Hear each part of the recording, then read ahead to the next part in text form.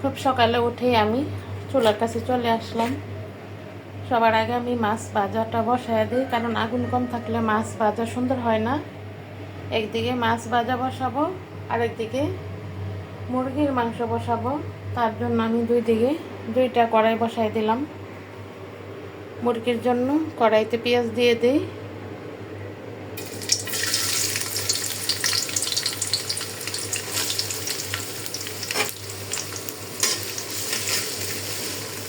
এখন কিন্তু 6টা বাজে না সকালে। আমার বাসায় মেহমান আসছে।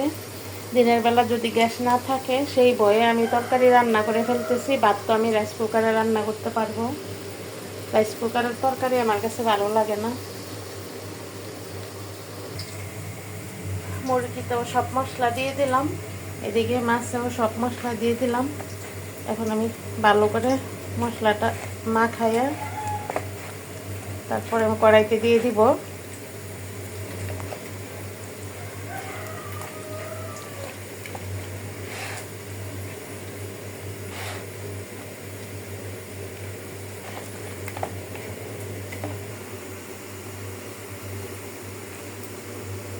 বিসমিল্লাহির রহমানির রহিম। আমি দুইটা মাছ দিব, কারণ একসাথে বেশি দিলে আবার সমস্যা।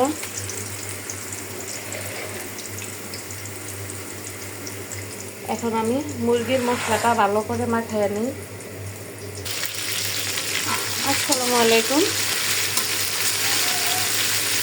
পেঁয়াজটা লাল হয়ে গেছে। আমি সবার আগে গরম মশলাটা দিয়ে দিলাম।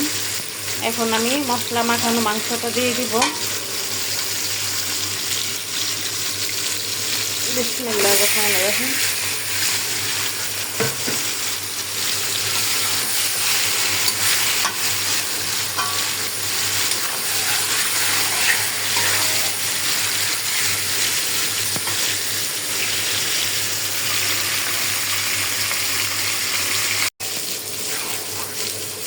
মুরগিটা ভালো করে কষানো হয়ে গেছে। আমি অল্প করে একটু পানি দিয়ে দিব।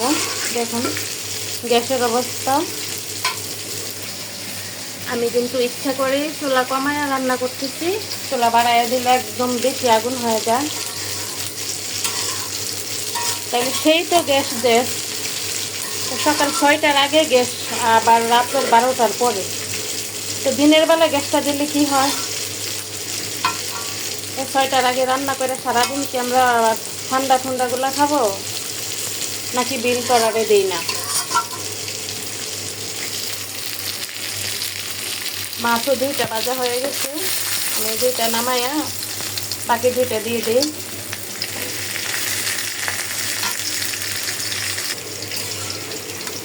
ঝোলটা দিয়ে দিলাম। মুরগিটা হইলে মুরগি নামায় আমি কচু শাকটা বাগার দিয়ে ফেলবো। আমি কচু শাক রাতে বাদ দিয়ে রাখছি। এই 2 মাছ নামাইয়া বাকি 2টা আমি দিয়ে দিলাম। সবগুলো মাছ ভাজা হয়ে গেছে। এখন আমি কড়াইতে তেল দিয়ে দিলাম।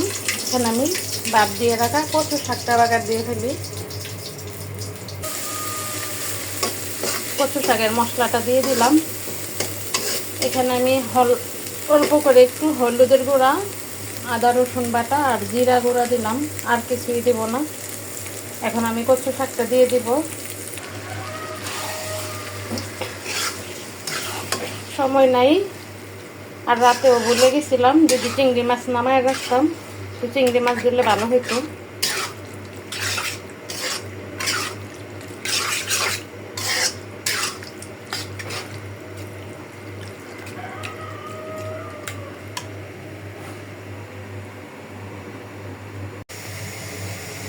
এতক্ষণে গরুর মাংসটা ছাড়াই আনলাম, আর মাংসের জন্য আমি হাঁড়িও বসায় দিলাম।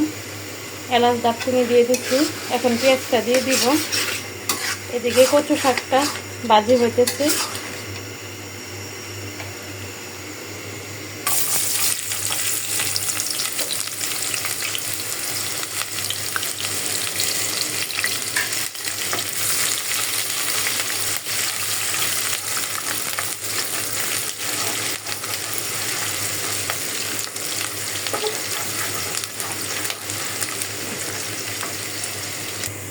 পেঁয়াজটা ভাজা হয়ে গেছে।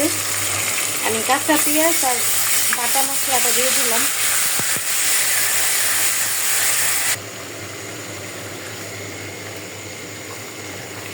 মশলাটা কষানো হয়ে গেছে, আমি মাংসটা দিয়ে দিই।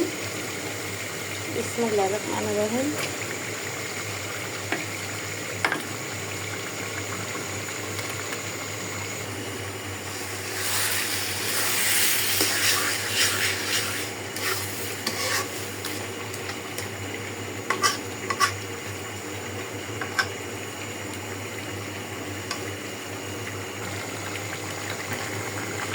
গরুর মাংসটা কিন্তু বলক উঠে গেছে, কারণ আমি বই পাইতেছিলাম গ্যাসটা আমি চলে যায়। গ্যাস থাকতে থাকতে বলক উঠে গেছে। এখন গ্যাস কমে গেলেও কষানো হয়ে যাবে সুন্দর, কারণ গরুর মাংসতে আগুন কম হইলেও কোনো কিছু হয় না। মুরগির মাংসটা কম হইলে মাংসগুলো একবারে ফুলে যায়।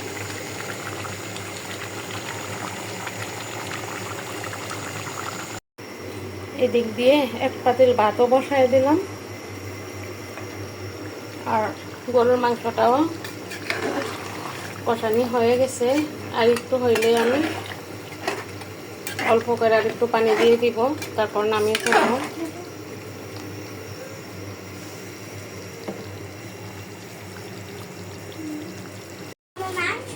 আমার রান্না কিন্তু কমপ্লিট হয়ে গেছে। সব শেষে আমি একটু পাস্তা রান্না করে নিলাম, কারণ গ্যাস চলে যাইতেছে, এই জন্য শুরু থেকে আর ভিডিও করতে পারিনি। এখন এদিকে গরুর মাংসটাও হয়ে গেছে।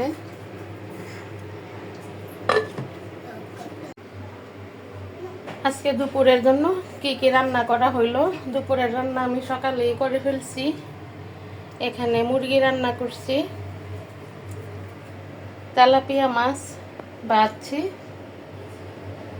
কচু শাক রান্না করছি,